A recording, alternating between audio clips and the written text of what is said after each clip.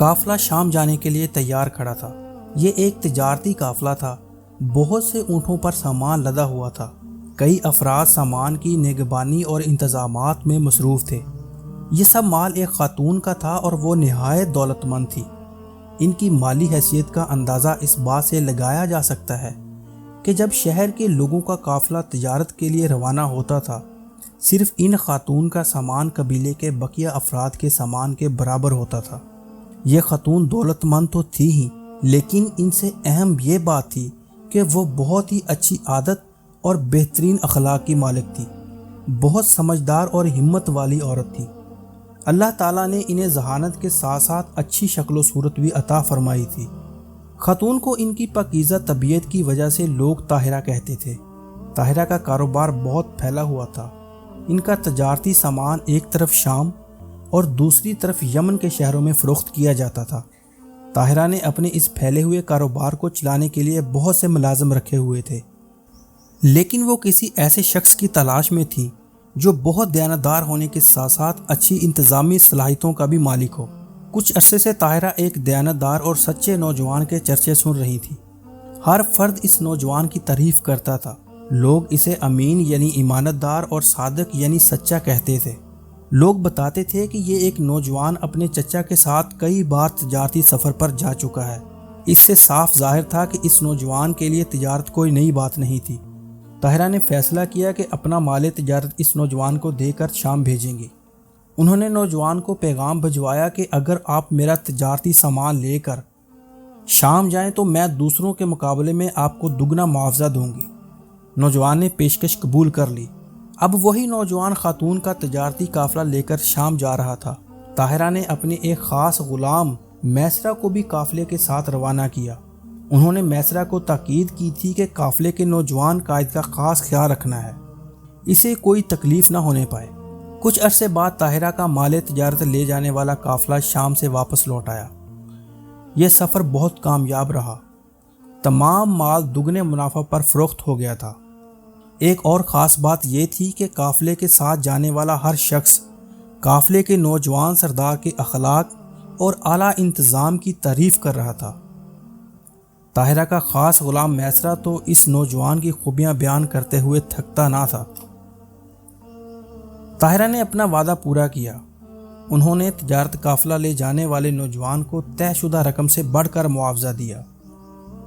یہی نہیں، انہوں نے نوجوان کی خوبیوں کے اعتراف کے طور پر چند تحفے بھی اسے پیش کیے۔ طاہرہ 2 مرتبہ بیوہ ہو چکی تھی۔ پہلے شوہر کے انتقال کے بعد دوسری شادی ہوئی۔ دوسرے شوہر بھی وفات پا گئے تو شہر کے کئی معزز سرداروں نے طاہرہ کو شادی کے پیغامات بھیجے، لیکن طاہرہ نے انکار کر دیا تھا۔ اب ان کی عمر 40 سال کے لگ بھگ تھی۔ وہ محسوس کر رہی تھیں کہ وہ اس نوجوان کے بہترین اخلاق سے بہت متاثر ہو گئی ہیں، جسے انہوں نے اپنا سامان تجارت دے کر شام بھیجا تھا۔ نوجوان کی عمر صرف 25 سال تھی۔ طاہرہ عمر میں اس سے بڑی تھی، لیکن انہوں نے غور و فکر کر کے اس نوجوان کو شادی کا پیغام بھیج دیا۔ نوجوان کو پیغام ملا تو اس نے اپنے چچا سے مشورہ طلب کیا۔ نوجوان کے والد کا تو پہلے ہی انتقال ہو چکا تھا۔ چچا ہی اس کے سرپرست تھے۔ چچا نے اس رشتے کی تائید کی تو نوجوان نے پیغام قبول کر لیا۔ بات طے ہو گئی۔ طاہرہ نے نکاح کی تاریخ مقرر کی اور پیغام دیا کہ حسب دستور اپنے خاندان کے بزرگوں کے ساتھ آئیے۔ مقررہ تاریخ کو نوجوان اپنے بزرگوں کے ساتھ طاہرہ کے گھر آیا۔ نوجوان کے چچا نے نکاح پڑھایا۔ اب طاہرہ اس با اخلاق، دیانتدار، صادق اور امین نوجوان کی بیوی تھی۔ اس وقت کسے معلوم تھا کہ چند برس بعد اللہ تعالیٰ اس صادق و امین نوجوان کو دنیا کے آخری نبی کا عظیم و شان مرتبہ عطا فرمائے گا۔ یہ تھی طاہرہ، جنہیں ہم سب حضرت خدیجہ رضی اللہ تعالیٰ عنہ کے نام سے جانتے ہیں۔ حضرت خدیجہ رضی اللہ تعالیٰ عنہ تمام مسلمانوں کی ماں، جن کو اللہ تعالیٰ نے یہ درجہ بلند عطا فرمایا کہ وہ نبی کریم صلی اللہ علیہ وآلہ وسلم کی سب سے پہلی زوجہ محترمہ تھی۔ حضرت خدیجہ رضی اللہ تعالیٰ عنہ وہ عظیم اور خوش نصیب خاتون ہیں جو نبی آخر الزماں محمد صلی اللہ علیہ وآلہ وسلم کی نبوت پر سب سے پہلے ایمان لائیں۔ آپ رضی اللہ تعالیٰ عنہ کو یہ فضیلت بھی حاصل ہے کہ اللہ تعالیٰ نے آپ رضی اللہ تعالیٰ عنہ کو سلام کہلوایا۔ آپ ہی کے بارے میں رسول اقدس صلی اللہ علیہ وآلہ وسلم نے فرمایا، ساری دنیا کی عورتوں میں اپنے زمانے میں مریم حضرت عیسیٰ علیہ السلام کی والدہ افضل تھیں، اور اس طرح خدیجہ رضی اللہ تعالیٰ عنہ افضل ہیں۔ حضرت خدیجہ رضی اللہ تعالیٰ عنہ مکہ مکرمہ کی ایک تاجر خلد بن اسد کی صاحبزادی ہیں۔ ان کی والدہ کا نام فاطمہ بنت زائدہ ہے۔ حضرت خدیجہ رضی اللہ تعالیٰ عنہ ایک معزز خاندان سے تعلق رکھتی ہیں۔ آپ رضی اللہ تعالیٰ عنہ کا سلسلہ نسب 5ویں پشت میں نبی کریم صلی اللہ علیہ وآلہ وسلم کے خاندان سے جا ملتا ہے۔ حضرت خدیجہ رضی اللہ تعالیٰ عنہ کی پہلی شادی ابو حالہ بن زرارہ تمیمی سے ہوئی۔ ان سے 2 لڑکے پیدا ہوئے، ایک کا نام ہند تھا اور دوسرے کا نام حارث۔ ابو حالہ کے انتقال کے بعد حضرت خدیجہ رضی اللہ تعالیٰ عنہ کی شادی عتیق بن عائد مخزومی سے ہوئی۔ ان سے ایک لڑکی پیدا ہوئی، اس کا نام بھی ہند رکھا گیا۔ اسی وجہ سے حضرت خدیجہ رضی اللہ تعالیٰ عنہ ہند بھی کہلاتی ہیں۔ عتیق کی وفات پا جانے کے بعد حضرت خدیجہ رضی اللہ تعالیٰ عنہ نبی کریم صلی اللہ علیہ وآلہ وسلم کے نکاح میں آئیں۔ رسول اللہ صلی اللہ علیہ وآلہ وسلم کو حضرت خدیجہ رضی اللہ تعالیٰ عنہ سے بے حد محبت تھی۔ وہ حضور صلی اللہ علیہ وآلہ وسلم سے نکاح کے بعد 25 برس تک زندہ رہیں۔ ان کی زندگی میں رسول کریم صلی اللہ علیہ وآلہ وسلم نے دوسری شادی نہیں کی۔ اللہ تعالیٰ نے اپنے حبیب صلی اللہ علیہ وآلہ وسلم کو ان کی ازواج مطہرات رضی اللہ تعالیٰ عنہ میں سے ایک صاحبزادے ابراہیم کو چھوڑ کر صرف حضرت خدیجہ رضی اللہ تعالیٰ عنہ سے اولاد عطا فرمائی۔ 4 بیٹیاں حضرت زینب رضی اللہ تعالیٰ عنہ، حضرت رقیہ رضی اللہ تعالیٰ عنہ، حضرت کلثوم رضی اللہ تعالیٰ عنہ اور حضرت فاطمہ رضی اللہ تعالیٰ عنہ۔ ایک بیٹے حضرت قاسم رضی اللہ تعالیٰ عنہ پر تمام راویوں کا اتفاق ہے۔ ابن سعد نے مزید 2 بیٹیوں طیب اور عبداللہ طاہرہ کا بھی ذکر کیا ہے۔ ایک صاحبزادے حضرت ابراہیم علیہ السلام حضرت ماریہ رضی اللہ تعالیٰ عنہ کے بطن سے ہوئے۔ رسول کریم صلی اللہ علیہ وآلہ وسلم سے نکاح کے بعد حضرت خدیجہ رضی اللہ تعالیٰ عنہ نے اپنا تمام کاروبار آپ صلی اللہ علیہ وآلہ وسلم کے حوالے کر دیا۔ جب رسول اللہ صلی اللہ علیہ وآلہ وسلم کی عمر 35 برس ہوئی تو آپ تنہائی پسند ہو گئے۔ مکہ مکرمہ سے 3 میل کے فاصلے پر ایک غار واقع تھا جسے غار ہیرا کہتے ہیں۔ آپ صلی اللہ علیہ وآلہ وسلم وہاں چلے جاتے اور کئی دن تک وہیں قیام فرماتے۔ آپ صلی اللہ علیہ وآلہ وسلم کی زوجہ مطہرمہ حضرت خدیجہ رضی اللہ تعالیٰ عنہ حضور صلی اللہ علیہ وآلہ وسلم کو کئی دن کے لیے کھانے پینے کا سامان تیار کر کے دے دیتی۔ آپ صلی اللہ علیہ وآلہ وسلم یہ سامان لے کر غار ہیرا میں چلے جاتے اور وہاں غور و فکر کرتے۔ جب یہ سامان ختم ہو جاتا تو پھر گھر تشریف لے آتے اور مزید سامان لے کر غار ہیرا میں چلے جاتے۔ ایک دن رسول اللہ صلی اللہ علیہ وآلہ وسلم بہت پریشانی کے عالم میں گھر تشریف لائے۔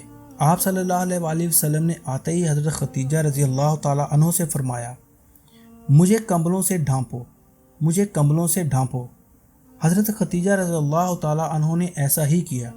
جب کچھ دیر بعد آپ صلی اللہ علیہ وآلہ وسلم کو ذرا سکون محسوس ہوا تو آپ صلی اللہ علیہ وآلہ وسلم نے غار ہیرا میں اپنے ساتھ کچھ دیر قبل پیش آنے والا واقعہ حضرت خدیجہ رضی اللہ تعالیٰ عنہ کو سنایا کہ میں غار ہیرا میں تھا کہ ایک فرشتہ آیا، اس نے مجھ سے کہا اقرا یعنی پڑھ۔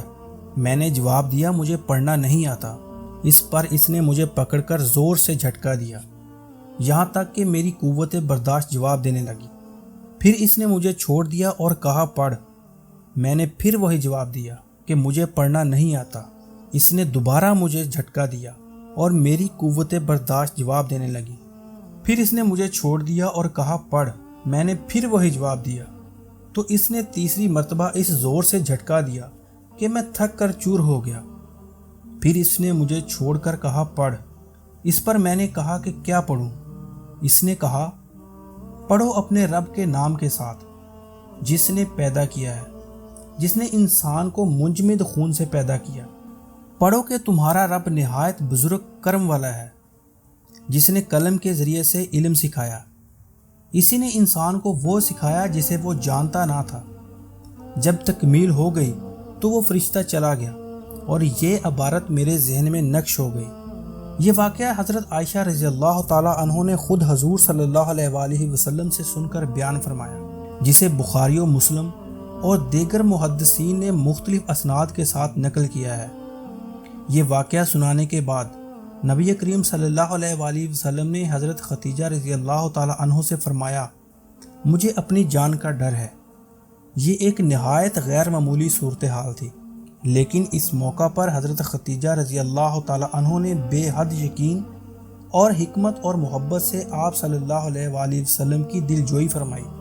آپ رضی اللہ تعالی عنہ گزشتہ 15 برسوں سے حضور صلی اللہ علیہ وآلہ وسلم کے ساتھ تھیں۔ بیوی کی نگاہ سے شوہر کی سیرت عادت چھپی نہیں رہ سکتی۔ اس موقع پر حضرت خدیجہ رضی اللہ تعالی عنہ نے جن الفاظ سے اپنے شوہر کو تسلی دی، وہ حضور صلی اللہ علیہ وآلہ وسلم کے کردار کی عظمت، آپ صلی اللہ علیہ وآلہ وسلم کے اخلاق کی بلندی اور آپ صلی اللہ علیہ وآلہ وسلم کی خوبیوں کا اعتراف صاف ظاہر کرتے ہیں۔